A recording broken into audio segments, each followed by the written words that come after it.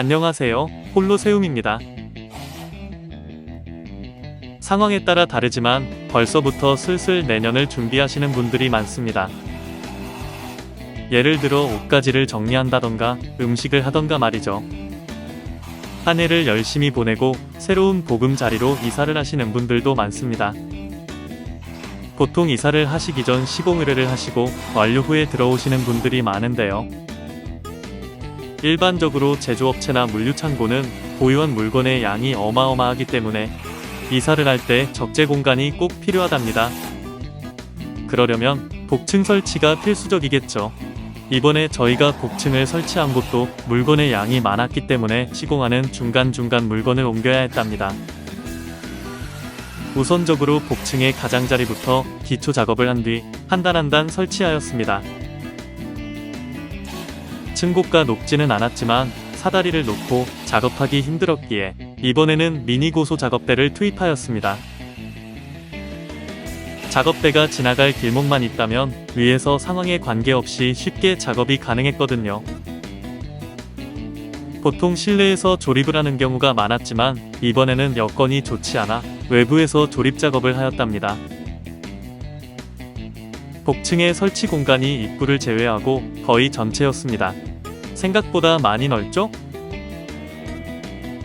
그래서 입구부터 작업을 할 경우 추후 각관을 올릴 때 상당히 힘들 것이 분명했습니다.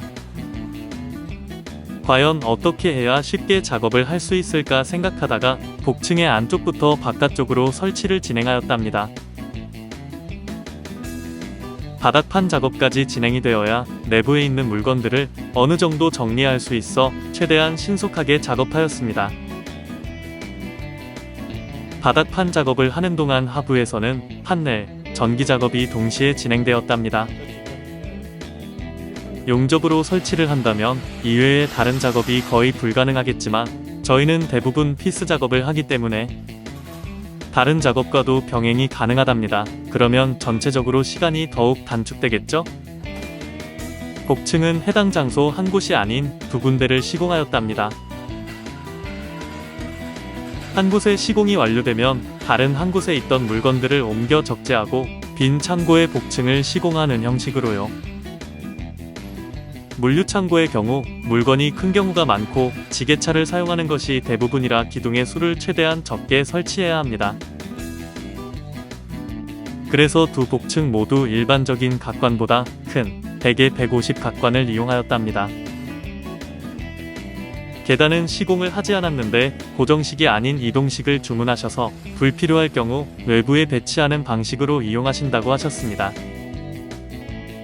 왜냐하면 계단을 설치할 경우 계단의 하부와 계단을 올라가는 부분은 물건을 적재하기가 상당히 까다롭거든요. 난간은 복층의 좌측 부분과 정면 부분에 설치를 하였으며 두 군데 모두 각관으로 문을 설치해드렸습니다. 해당 문으로 물건을 반입할 수도 있지만 이동식 계단을 부착하여 이동 공간으로 활용할 수도 있거든요. 복층이 설치되고 나니 어느 정도 물건이 정리되는 것 같습니다. 확실히 있고 없고의 차이가 크네요. 추후 복층의 전면부는 각관의 내부가 밖에서 보이기 때문에 외관상 좋지 않았습니다. 그래서 스텐 유발을 절곡하여 각관의 내부가 보이지 않도록 부착하였답니다.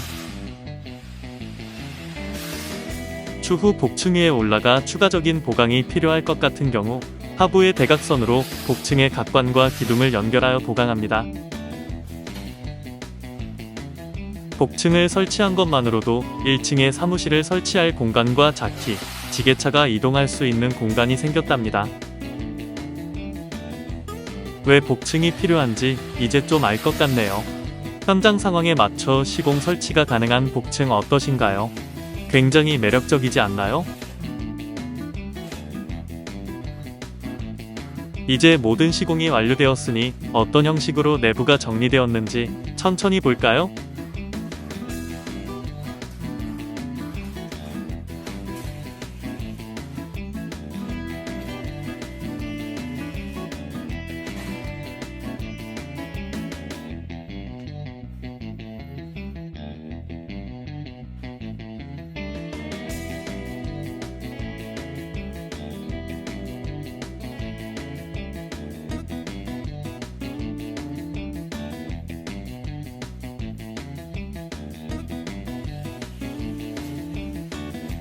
시공에 관련돼서 궁금하신 점이 있으시면 언제든지 연락 부탁드립니다. 친절하게 상담해 드리겠습니다.